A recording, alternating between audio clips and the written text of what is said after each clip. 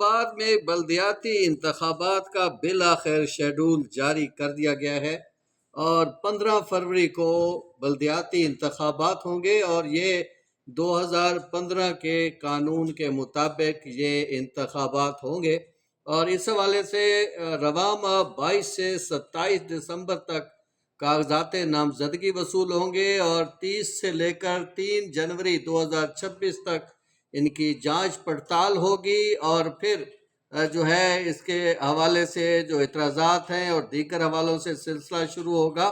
اور پھر جا کر 15 فروری کو انتخابات ہوں گے۔ اور یہ جو انتخابات ہونے جا رہے ہیں اس میں جماعت اسلامی کا بڑا حصہ ہے، کیونکہ جماعت اسلامی نے مسلسل اس حوالے سے احتجاج جاری رکھا ہوا تھا، اور بالآخر الیکشن کمیشن آف پاکستان کو گھٹنے ٹیکنے پڑے اور بلدیاتی انتخابات کا شیڈول جاری کرنا پڑا، اور اب بلدیاتی انتخاب جو ہے وہ 15 فروری کو انشاءاللہ ہوں گے۔